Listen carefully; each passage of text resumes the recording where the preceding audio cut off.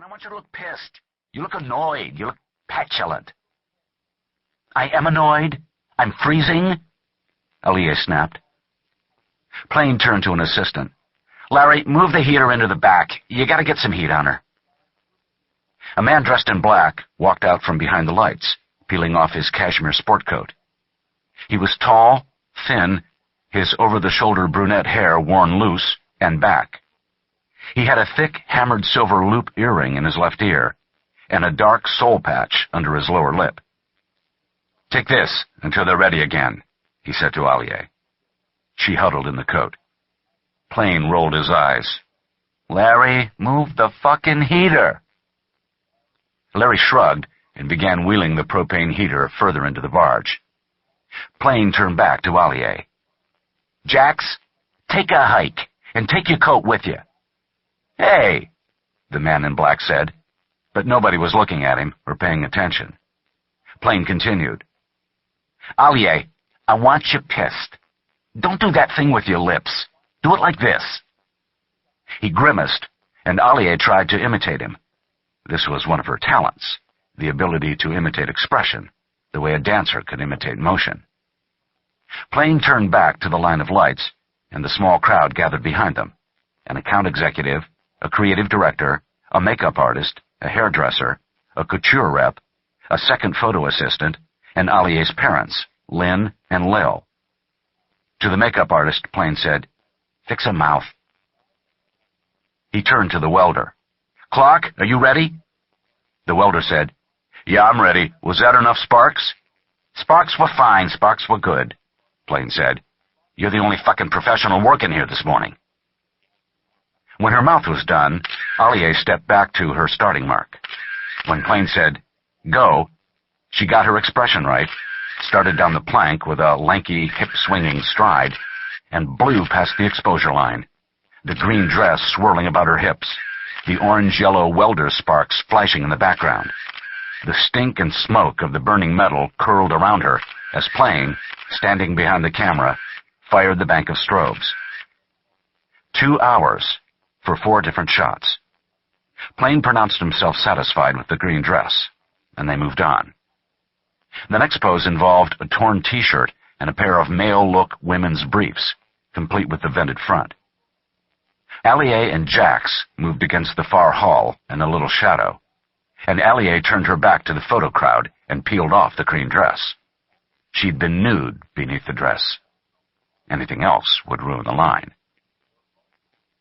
Allier, A-L-I-E',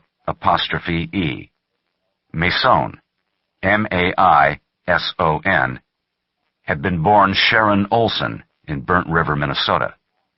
Until she was 17, she lived with her parents and her brother Tom in a robin's egg blue Rambler just off Highway 54, 14 miles south of the Canadian line. She was a beautiful baby. She won a Beautiful Baby Prize when she was a year old. A year later, Sharon toddled away with a statewide Beautiful Toddler Trophy. Dance and comportment lessons began when she was 3, singing lessons when she was 4. At 5, she won the North Central Tap Fairies contest for children 5 and younger. That was the pattern. Miss Junior North Country, International Miss Snow, Miss Border Lakes. She sang and danced through her school days. Miss Minnesota, and even, her parents barely dared to dream it, Miss America was possible. Until she was 14, anyway. In the summer of her 15th year, Lynn and Lil took her to a model agency in Minneapolis, and the agent liked what she saw. Allier had knife-edged cheekbones and those jade-green eyes. They came straight from God in a perfect package with white blonde hair, a flawless complexion, delicate fuck-me shoulder blades, and hips so narrow she'd have trouble giving birth to a baling wire. Between Minneapolis and New York, Sharon Olson vanished, and Allier Maison stepped into her size 6 dress. She was so famous that the second most famous person in Burnt River was a lawn care service operator named Louis Fryer. Fryer, one night in 11th grade, nailed Allier in the short grass beside the first baseline of the American Legion baseball diamond on an air mattress that he brought along for that express purpose. Louis never talked about it. He never even confirmed that it happened. He held the memory in a beery reverence.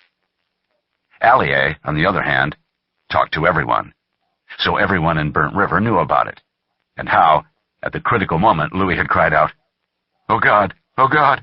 Oh God! Oh God!" which was why everybody in town called him Reverend. Fryer thought the nickname was based on his last name. "You don't think they're getting too close to porno?" Lil now asked, under her breath to Lynn, as they watched Amnon Plain push their daughter around the set. "I don't want any goddamn porno." "You know they're not going to do any porno," Lynn said placatingly. He was wearing black on black with wraparound blades. "They better not. That'll kill you in a minute." She refocused. "Look at Jax. I think he's so good for her." Jax, he had no last name, was peering around the set through the viewfinder of a Nikon F5. He thought of himself as a photographer, although he hadn't yet taken many photographs. But how hard could it be? When Allier said, "You got anything?" Jax let the camera drop to his side, tipped his head, and they moved together against the hull of the barge. Jax took a plastic nose-drop bottle from his pocket and passed it to her. Allier unscrewed the top, slipped the end into a nostril, and squeezed the bottle once, twice. "Whoa, whoa," Jax muttered. "Not too much. It'll kill the eyes." If you had eyes as green and large as Allier's, you didn't want them dilated. Amnon Plain was moving lights around as his assistants refilled the camera backs with Kodachrome. Allier would be wearing a torn pale blue T-shirt that was meant to show just a hint of rouged nipple within the tear, and the film had to hold the subtlety of the pink against blue.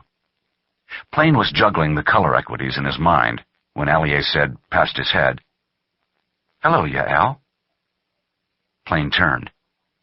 His sister was standing in the gash in the barge's hull, just inside the line of lights. "What do you want?" he snapped.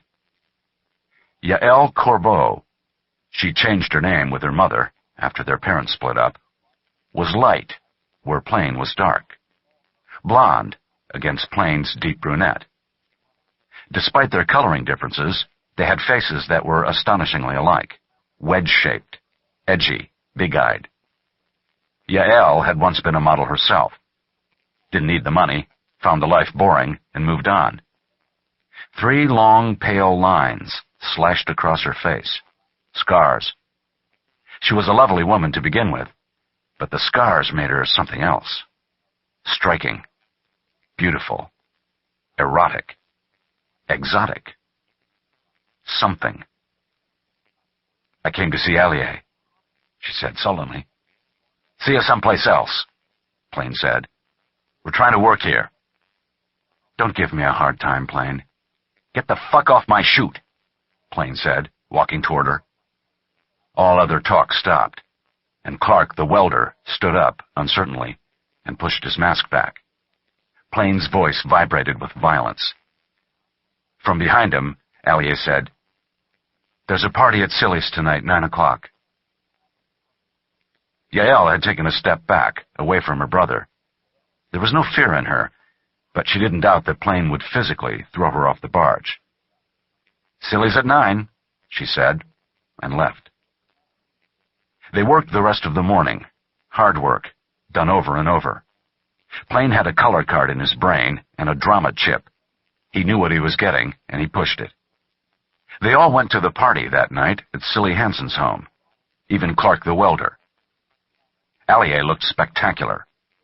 She wore the green dress from the photo shoot and hung with Yael Corbeau and Catherine Kinsley, the heiress, the 3 women like the 3 fates in the Renaissance paintings, all tangled together. Techno-pop rolled from small black speakers spotted around Silly Hansen's public rooms, and Allier's image flashed across movie-aspect screen monitors. The crowd danced and sweated and drank martinis and Rob Roys, and came and went. Silly herself got drunk and physical with the couture rep, who left thumb bruises on her breasts and ass. A gambler drifted through the crowd and met a cop who was astonished to see him. And the killer was there, in the corner.